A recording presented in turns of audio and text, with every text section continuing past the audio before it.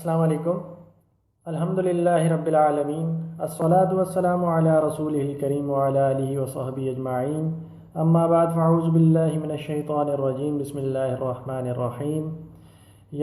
کل ہم نے سورہ فاتحہ اور سورہ بقرہ کی ابتدائی جو کچھ رکوع ہیں ان کے بارے میں دیکھا تھا۔ سورہ فاتحہ جب شروع ہوتی ہے تو اس میں انسان سب سے پہلے اللہ تعالیٰ کی تعریف کرتا ہے، پھر اس سے اپنا رشتہ بتاتا ہے کہ اے اللہ تعالیٰ تو ہمارا مالک ہے، ہم تیرے بندے ہیں اور تجھی سے مدد طلب کرتے ہیں، اور پھر اس سے سیدھے راستے اور رہنمائی کی دعا کرتا ہے۔ تو اللہ تعالیٰ فرماتا ہے کہ میں تو بندے کے بڑا قریب ہوں، اور جب بھی وہ میرے سے کوئی چیز طلب کرتا ہے تو میں فوراً اس کا جواب دیتا ہوں۔ تو فوراً ہی اگلی سورہ میں اللہ تعالیٰ فرماتا ہے ذالک الکتاب لا ریب فیہ ھدی للمتقین، کہ اے میرے بندے جو تم رہنمائی مجھ سے چاہتے ہو، یہ وہ تمہارے پاس جو ہے وہ اس کتاب کی صورت میں، قرآن کی صورت میں یہ پوری رہنمائی تمہارے پاس آ گئی ہے۔ لیکن اس کے لیے ضروری صفات بھی ساتھ ہی ارشاد فرما دیں، اور وہ کیا تھیں کہ تقوی، متقی بن کر رہو، اور اس کے ساتھ ساتھ غیب پر ایمان لانا اور اپنا مال خرچ کرنا۔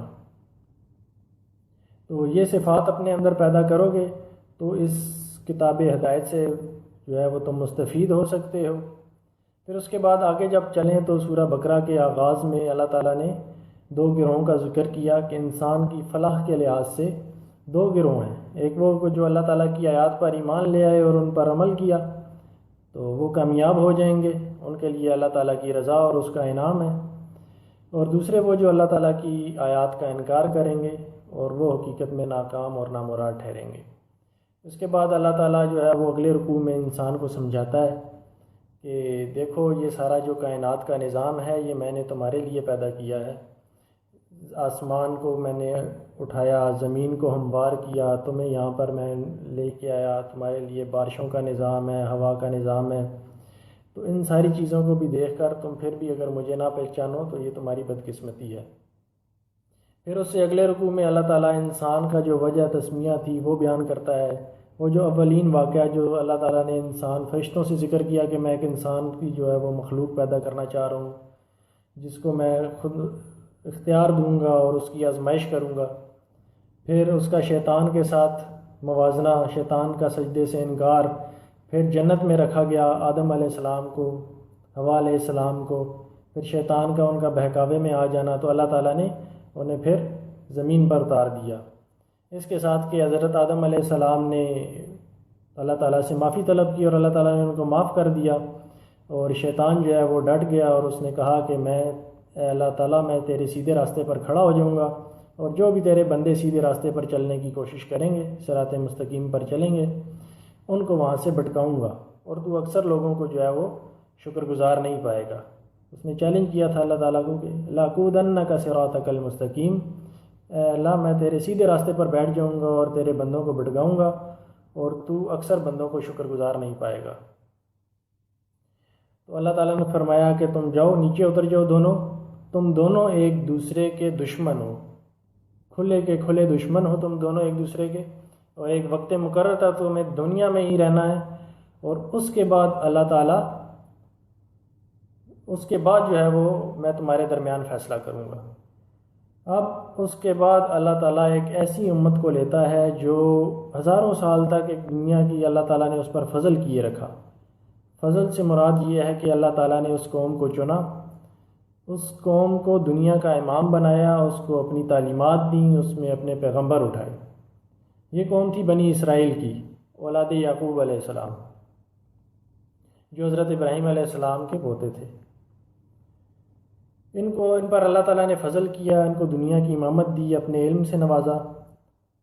لیکن انہوں نے اس کا پاس نہ رکھا۔ کئی ہزاروں سالوں تک یہ لوگ رہے، لیکن اس کے بعد اللہ تعالیٰ نے ان کو اس منصب سے معزول کیا اور مسلم امت کو ان کی جگہ پر فائز کیا۔ اور ساتھ ساتھ پھر اللہ تعالیٰ نے بیان کیا کہ میں نے کیوں کیا ہے، ان کو معزول کیوں کیا ہے، اور جب امت مسلمہ میں تمہیں فائز کر رہا ہوں تو تمہیں کن چیزوں کا خیال رکھنا ہے۔ تو اللہ تعالیٰ نے ایک ایک کر کے ان کے جرائم گنانے شروع کیے۔ سب سے پہلا میں مختصراً ان کا ذکر کروں گا۔ سب سے پہلا تو ان کا جو جرم تھا وہ یہ تھا کہ یہ دوسروں کو تو اچھائی کا حکم دیتے تھے لیکن اپنے آپ کو بھول جاتے تھے، اور اس کے ساتھ ساتھ اللہ تعالیٰ کی جو آیات تھیں ان کو یہ تھوڑی سی قیمت پر بیچ ڈالتے تھے،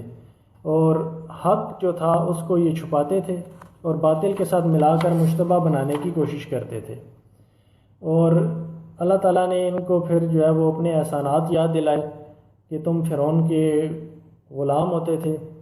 وہ تمہارے لڑکوں کو ذبح کر دیتا تھا، تمہاری لڑکیوں کو زندہ رہنے دیتا تھا۔ اللہ تعالیٰ نے موسیٰ علیہ السلام کی قیادت میں تمہیں جو ہے وہ اس سے نجات دلائی، اور اس کے بعد جب پھر موسیٰ علیہ السلام تمہیں لے کر باہر نکلے اور انہوں نے 40 دن کے لیے تمہیں چھوڑ کر گئے، تو تم نے پھر جو ہے وہ بچھڑے کو اپنا معبود بنا لیا۔ اور پھر اللہ تعالیٰ نے جب موسیٰ علیہ السلام دوبارہ آئے تو تم نے ان سے ضد شروع کر دی کہ جب تک ہم آپ کو اللہ تعالیٰ سے کلام کرتا ہوا نہ دیکھ لیں آپ پر ہم جو ہے وہ ایمان نہیں لائیں گے۔ تو پھر یہ ضد پوری کرنے کے گئے تو ایک زبردست صاعقہ آیا اور تم سب بے جان ہو گئے۔ پھر اللہ تعالیٰ نے تمہیں اٹھایا تاکہ تم شکر گزار بنو، اور پھر وہ جو احکامات دیے پھر تم نے ان کی جو ہے وہ پاس نہیں رکھا اور پھر ان کی نافرمانی کی۔ اس کے بعد اللہ تعالیٰ فرماتا ہے کہ کوہ طور کو تمہارے اوپر اٹھا کر تم سے عہد لیا گیا کہ جو احکامات میں تمہیں دے رہا ہوں تم ان کی فرما برداری کرو گے، لیکن تم نے پھر ان کی فرما برداری نہ کی۔ اسی طرح مزید یہ جرم کی جو وہ لسٹ ہے کافی لمبی ہے، اس میں آگے پھر سبت کے قانون کا ذکر ہوتا ہے کہ تمہیں سبت کا قانون دیا گیا، تم نے اسے توڑا، تو پھر اس کی سزا میں تم جو ذلیل و خوار ہو کر بندر بنا دیے گئے۔